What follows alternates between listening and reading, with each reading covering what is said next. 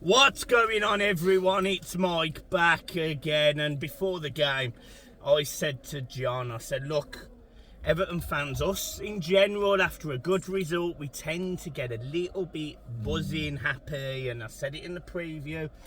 And I says, look, we've got to think about the goal difference. There was a 4-goal swing between us and Leeds, and we happened to concede 3 today. I said to John, I said, it wouldn't surprise me if we lost 3-0 today.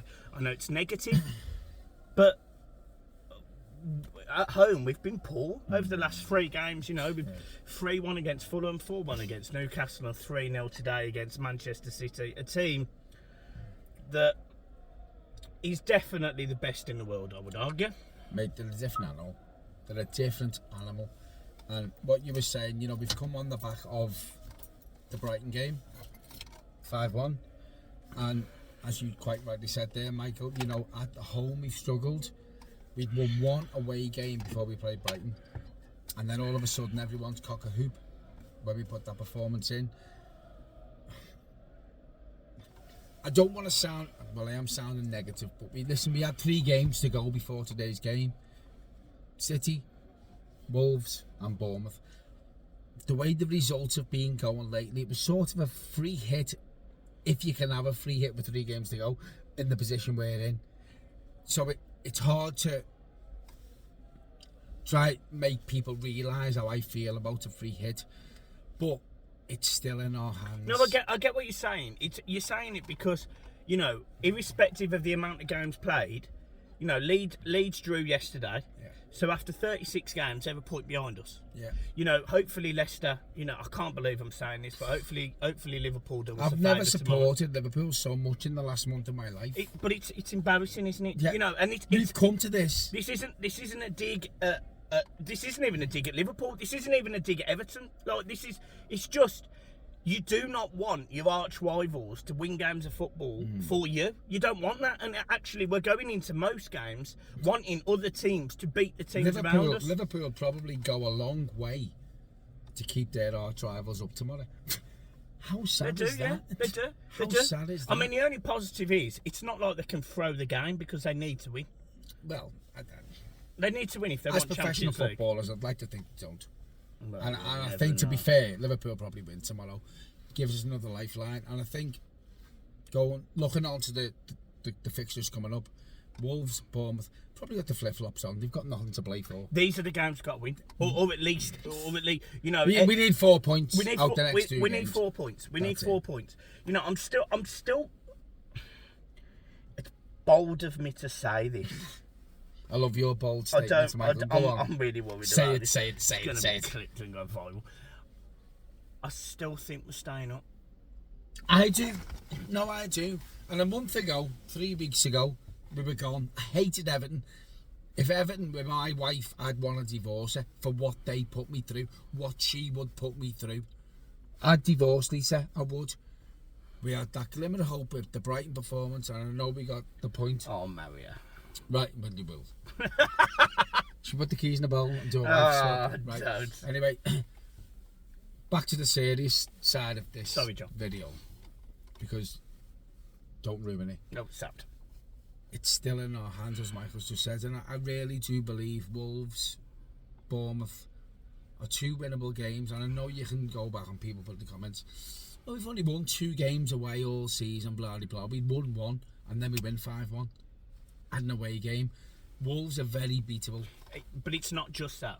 It's not just the fact that we went to Brighton and we annihilated them, Michael. It's not just that. You know, the last 2 away performances before that, we went and got a 0-0 draw at Palace, and we drew with Leicester, a game that Everton should have won. So all of a sudden, you know... There's confidence away. There is confidence away from home. And I don't think that we should just take this 3-0 defeat today against a team that, in my opinion, is the best in the world. Whether you like the fans and the singing and the songs that they're doing, whether you like the players on the pitch, whatever, they are probably the best in the world. Probably the best team we've ever saw. Think. And the fact of the matter is, yeah, we lost. We weren't good enough. We could literally sit here and analyse every goal. And I said, after some of the videos, I said, look, I'm not going to come on here and crucify any of the players, because at the end of the day, I just need to support the team. I just need to get the team over the line. I think. Do you know what changes your onset on the way you're talking? Is if this was the middle of the season, absolutely, it'd be different. You would crucify the players. You go in on them. We'd be sitting here, and everyone knows what I'm like, and you've slagged them off. And when we've had bad performances, bad defeats at home, especially, it feels like that it's a free hit, and we have got probably the easiest running out of the teams that are in the position we're in. They probably have, you know. I think Leeds have got Tottenham, have got West Ham. Yeah, I mean, West Ham away, Tottenham at home. So Tottenham is Harry Kane's last game. Yeah. Until he comes to us, if we still. Yeah, that's it. Yeah. So quite possibly you're going to see a Harry Kane masterclass last game of the season. He's not going to want to go out not winning the game. That's what we need. You've got West Ham. But yes, they've got a European game to prepare for, but just like Manchester City today. West Ham's still on safe, you know, by the way. Yeah, it doesn't even They're probably not going to go down. They're not going to take their foot off the pedal and be negative. They're not going to do that. I hope Moisey helps us out. Exactly. So my point is, we're going against teams that have got really difficult fixtures. Leicester's fixtures, I can't quite remember off the top of my head, but they're not easy games. So Everton, I'm not saying we've got easy games either. The facts are we're 17th in the league for a reason. No team is easy to Everton, but the simple fact of the matter is we may have easier fixtures. Wolves are on the beach and so are Bournemouth, and you'd like to think, and they both got beat this weekend. They're both not particularly bothered. You know, Wolves, yes, last home game of the season, you want to put in a performance for your fans. Facts are, if we go there and we can get a draw, we bring Bournemouth back here, and hopefully we beat them. I mean, bearing in mind they beat us twice this season. I can't. I don't want it to go to the last day. I can't think about it coming to another Coventry or another Wimbledon against Bournemouth. I can't do that. I won't be here. I can't take that in, going through that again. I can't come here and have to sit there thinking we have to win to stay up. By the way, that sounds negative. I think Everton probably beat Bournemouth last game of the season. But as Michael's just said, they probably got the flip-flops on. But you know what? I can't do that. I can't go through that. But you know what's worse? Is I actually think people's attitudes have changed this season. Last season, I think when there was a 5-point gap, if I remember, and it was when people were sort of heartbroken and people started to go from going, yes, we're Everton Football Club, we're going to stay in the league, to I think we're going down. Then all of a sudden the fans get on the players' backs in terms of, you know, doing the whole positive thing, seeing the coaching, the blue flares. But you know what, can I interrupt you? It's the same this season. It is. It is. It's the same this season. I don't know whether what it's it is, whether it's the flags, whether it's the coach welcomes. What's give the fans this boost this season is the Brighton game. So we're here again. We're here again. But it's, for me, over the last 6-7 games, it's been aggression. I'm aggressive. I sit there. You had us down and gone, didn't you, last season? I had us down and gone. Yeah. I was heartbroken. And you've done that a month ago. And I did. And I went through Everton fans did. And I went through the pain, and we sat there. Me and you did a video after the Fulham game, and we said we're going. We said we're going. A month ago, we were gone. We were gone, in my opinion. And I sit here. The only points we've picked up since then have been away from home. And I sit here and think, do you know what? If Everton can just be ballsy, be aggressive, go to Wolves and stamp their authority on the game. Everton played a million times better when substitutions were made in the second half. Not the. It's too late. It was too late. And you'd like to think that if Everton can go there and just be physically aggressive, strong, controlling on the ball. It's not like they haven't got good ball players, Everton. James Garner today, I felt really sorry for him. McNeil, I felt really sorry for him as well. They played good football. Calvert-Lewin, God knows what's happened to Lewin, by the way, because if he's injured, if he's come off at half time because he's injured, we've got problems. And if he's come off to rest him, fair enough. I have no issue with that. 2-0 down against City. Takes me on to what I want to say. I have nothing. Takes me on to what I want to say. Talking about Calvert-Lewin, I think the management team at Everton today probably realised at half time the game was gone. And he's probably thought, you know what? Got 2 massive games coming up. I might be wrong. Please don't shoot me down. I think he's just given him a rest. No, I agree. Because he's played a lot of football since he's come back. I agree, and I would actually go as far as saying it was probably the right decision. Yeah. Because listen, the only negative I have to that is he bought the wrong player on. But I'm not going to sit here, as I said, I'm not going to nail anyone. Yeah. But for me, Ellis Sims comes on. I don't want to nail anyone because I just don't. I won't nail anyone. Did you hear the cheer as well when a certain defender come off? Yeah. I mean, what does that tell you? I think his team selections are being a bit. I don't understand questionable. It today. I don't understand that today. I understand it, and you know where I come from. I think Dyche has realised today was a free hit. I think he's sort of realised, and I know, and I said this about 10 minutes ago, 5 minutes ago, whatever it was. It was a free hit, Michael.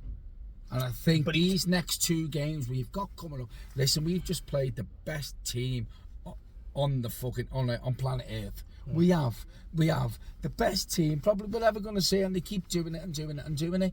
You know, they've clawed it back, and we all know from Christmas City just go. They just go. I think probably Sean Dyche, in my opinion, probably thinking the same. Probably what I'm thinking. Results didn't really hurt us this weekend. They didn't. And every team's, well, who are we waiting on? Leicester. Fuck off, Michael. Liverpool are battering them. Battering them. I've never supported Liverpool so much in my life in the last month. This is what we need. How sad's that, as we spoke about before. I think Sean Dyche has probably looked at it, and you probably shut me down and what have you. It's probably a free hit. You know, if you look at it in context. Any game against a team that I know we can't have free hits with fucking 2-3 games. Sorry, I know that. I get what you're saying. I get what you're saying. I think it's just I watched. It's hard to take a defeat. I watched Connor 1 Leeds yesterday, and they got a point against Newcastle. And Connor went, if you just have that game as a singular game. But we've had that singular game. No, a point against Newcastle is a good point. But actually, in the grand scheme of things for Leeds, they need 3 points. So it's not a good result. Leeds need a win. Yeah. So in the grand scheme of things, as Michael's just said, we got that win with Brighton. But if Everton win today, which they didn't, but if Everton win today... Did you really think we were going to? No, I didn't. Stop letting your hand over your head. Every single person on this channel knows I predicted Everton to lose. Every single person. I did. I actually called the score to you before the game. I know. So my point was, I just wanted Everton to get this game out the way. Get it? It's done. It's done. Not concede 5 or 6 goals and the goal difference to get hammered. Now, 3 goals isn't great either. You know, I'd rather have lost 1-0 if we're going to lose. But the facts are, it is what it is. But when Leicester got battered, and that their goal difference was affected with the 5, and then we go to Brighton, we're still 2 up. Yeah. So it's that's what I'm trying to get. When you look at listen, a defeat's a defeat. No one likes it. We don't want to get beaten. We're Everton Football Club, but Wolves and Bournemouth. They're the big games. I mean, we could sit here, we can overanalyse it. The 3 goals, horrendous defending, to be honest. But for 35 minutes, I mean, some people will say we're in the game. I personally think City just didn't step up. City were in second gear for 35 minutes. Yeah. So that's sort of what I think about that. I think in terms of the goals conceded, I think the most disappointing one for me is probably the second. It's too easy, that. How you leave Erling Haaland unmarked in the box is beyond me, John. Gundogan's goal. Yeah. Gundogan's first touch in his goal for the first is sensational. I can't even sit here and criticise him. I can't sit here and criticise Patterson because I actually thought Patterson played all right today. But they clearly are we joked at half time. They're a universe above us. They're just a super animal. That's what they are. They're a super animal, and I don't see anyone stopping them. I really don't. not Everton just today. I mean, like, in years to come. This is why Guardiola signed a new contract. He can see what this team is. They're going to dominate. They will, Michael. And it's just, unfortunately, Everton have had to play them with 3 games to go. But we've got to play everyone at least once, mate, home and away. So, look, I'm not going to be negative. We go again. We've got a massive game next weekend. Let's, fingers crossed, we Please don't have a pop at me. Yeah, we're not ready. Brilliant. Brilliant. Please don't have a pop at me for saying there's a free hit. But I hope you all realise why I said that. I think we win at Wolves, or we get a point, and I think we beat Bournemouth and stay up. I just hate the fact he's going to the last game of the season. Can't do it. Like, this is it. This is actually... Do you want to buy my ticket? It's $2,000. No. No, you couldn't give it me for free. What scares me the most and what hurts is it's actually worse than last season. Because we spoke about this, and I think the teams around us were poor when we were in that situation last season. Yeah. I think now the teams around us are better. That's what worries me. Everyone's capable of winning. Who would have thought Everton go to Brighton with 5-1? That's what worries me. We only need a freak result from Leeds or Leicester, possibly Forest if they're still in the mix. And God forbid we struggle at Wolves. Bang. That is the reality of it. One of our friends said it wouldn't surprise me if Leeds get 4 points in the next 2 games, i.e. they beat... What I said about the fixtures you got. They beat West Ham and they beat Spurs. Yeah. I don't think they do. I think they get 2 points. I think they get 2 draws in those games. I think they go to West Ham and... I haven't really looked at the league table, so if they get 2 points and we beat Wolves, I don't know where that stands us. We'd be 2 points clear of them. We're a point ahead of them now. So it goes down to last game. And our goal difference better. So what I mean is if they get 2 points... The goal difference is probably worth a point. It is at the minute, because there's only a goal in it now. Yeah. But look, no negativity. We keep going. My man of the match, personally, I don't know if you agree, for Everton was Dwight McNeil. I felt like he ran his socks off. I felt really sorry for him, actually, because he was isolated, wasn't he? He got nullified completely in the first half, and let's be honest, he's our only danger man at the minute. I agree with you. I think going forward, Dwight McNeil's so much improved since Dyche come in. Probably our most improved player. Going to do a video with Michael tomorrow because I want to call a few players out who fans think they're better than what they are. I've got a few players to talk about tomorrow. Okay. I want to shout a few players out. But yeah, listen, totally agree. Michael, Dwight McNeil, man of the match, because he keeps on giving and he keeps on trying since Dyche has come in, and he knows what it's like to wear the Everton shirt. Okay, and that is that, guys. That'll do me. Thank you for watching as always. Yeah. Make sure you hit the like button and subscribe. Keep smiling. I know it's difficult. I've got a 2.5 hour drive home now, so keep smiling. And we will stay up. Yeah. Yeah. So. We'll stay up. Only because we've got each other. Forever. And ever and ever. Well, I'm going. Bye. Peace.